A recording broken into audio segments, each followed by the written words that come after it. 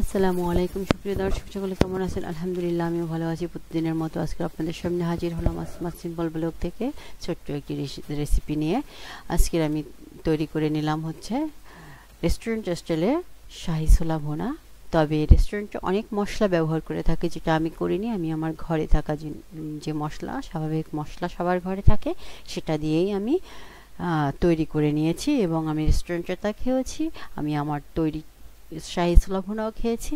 আলহামদুলিল্লাহ, আমি আমার কোনো অংশেই কম পাইনি। সবাই খুব মজা করে খেয়েছে এই শাহি ছোলা ভুনা। আপনারাও দেখতে থাকুন, ভালো লাগলে আপনারাও করে খাবেন এভাবে অবশ্যই। আর আজকের আমি শাহি ছোলা ভুনা করার জন্য আমি প্রথমে হচ্ছে প্রেসার কুকারের ভিতরে ভিজিয়ে রাখা ছোলা ধুয়ে তারপরে তা সিদ্ধ করতে দিয়েছি, সাথে আলু ছুলে দিয়ে দিয়েছি। তা সিদ্ধ হয়ে গেলে আমি পানি ঝরিয়ে রেখে দিয়েছি। এখন আমি কড়াইতে তেল দিলাম। তেল গরম হওয়ার পর আমি আস্তে আস্তে গরম মশলা, মানে গোটা গরম মশলা দিয়ে দিলাম। যেটা দেওয়ার পরে আমি যে পেঁয়াজ দিলাম, আমি পেঁয়াজটাকে একটু লাল লাল করে ভেজে নেব। ভাজা হয়ে গেলে আমি পেঁয়াজ পেস্ট সেগুলো দিয়ে দিচ্ছি। পেঁয়াজ পেস্ট এবং ভালো করে একটু নেড়ে চেড়ে নিচ্ছি তেলের সাথে, মানে কষানো যেটাকে বলে। এর ভিতরে আমি একটু হলুদের গুঁড়া দিলাম, একটু মরিচের গুঁড়া দিলাম। মরিচের গুঁড়া দিয়ে এরপর আমি আবার ভালো করে নেড়ে নেব। ভালো করে নেড়ে আমি এর ভিতরে আদা পেস্ট দিয়ে দিলাম এবং ভালো করে কষিয়ে নিচ্ছি। তারপরে আমি এর ভিতরে একটু পানি দিলাম, যেহেতু মশলাটা পুড়ে যেতে পারে। যে আমি এখন গুঁড়া মশলা ইউজ করবো, এই যে ধনিয়ার গুঁড়া দিলাম, জিরার গুঁড়া, তারপরে আমি গরম মশলার গুঁড়াটা ইউজ করি। আমার ঘরে সেটা গরম মশলার গুঁড়াটা থাকে, সেটাই আমি ইউজ করি। ভালো করে কষিয়ে নিলাম, একটু নেড়ে চেড়ে যে গরম মশলার গুঁড়ো দিয়ে দিলাম।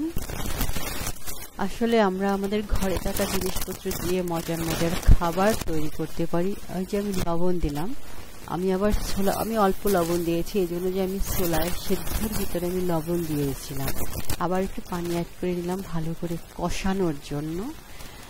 এর ভিতরে আমি টমেটো কুচানো দিয়ে দিলাম। আসলে শাহি ছোলা ভুনার এটা একটা মানে মেইন ইনগ্রিডিয়েন্ট, যেটা হচ্ছে টমেটো।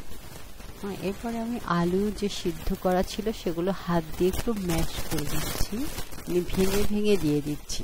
একদম ম্যাশ হবে না, ওই যে দেখুন একটু আস্তে আস্তে আছে, কিন্তু আমি ভেঙে ভেঙে দিয়ে দিলাম এবং ভালো করে কষিয়ে নিলাম। এর ভিতরে কাঁচামরিচ কুচানো তাই নিলাম এবং ভালো করে কষিয়ে নেব। ভালো করে কষানো হয়ে গেলে এই যে আমার ভিতরে একটু পানি দিয়ে তার ভিতরে আমি ছোলা দিয়ে দিয়েছি।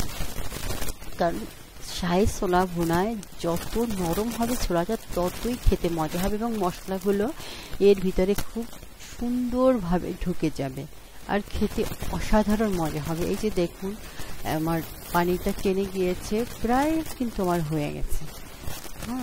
এখন আমি এই যে ভালো করে আবার আমি এখানে ইউজ করলাম হচ্ছে চাট মশলা। চাট মশলা যদি না থাকে আপনার ঘরে, আপনি অবশ্যই এটা ইউজ নাও করতে পারেন। আমি একটু করলাম, যে শাহি যেহেতু সেখানে একটু অন্যরকমের মশলা দিতে হয়। এরপরে আমি ধনিয়া পাতা দিলাম, ধনিয়া পাতা কুচি দিয়ে দিলাম, দিয়ে আমি নেড়ে দিলাম ভালো করে। এরপর আমি ভালো করে নেড়ে চেড়ে আমার অলমোস্ট হয়ে গেছে ছোলা ভুনাটা। দেখুন একদম পানিটা চলে গেছে, একটু মাখা মাখাই থাকবে, এটা কিন্তু ড্রাই হবে না, একটু মাখা মাখা, মানে জুসি জুসি একটা ভাব থাকে। এর ভিতরে আমি একটু পুদিনা পাতা দিয়ে দিলাম, কুচানো পুদিনা পাতা ছিল। এই যে আমার হয়ে গেছে দেখুন, আলহামদুলিল্লাহ। প্রিপারেশন করেছি ইফতারের আগে, তা করে রেখেছি এবং এর সাথে তো অনেক কিছু ভাজা ছিল। ধন্যবাদ সকলকে, ভালো থাকবেন, পাশে থাকবেন, আমাকে সাপোর্ট করবেন। আসসালামু আলাইকুম।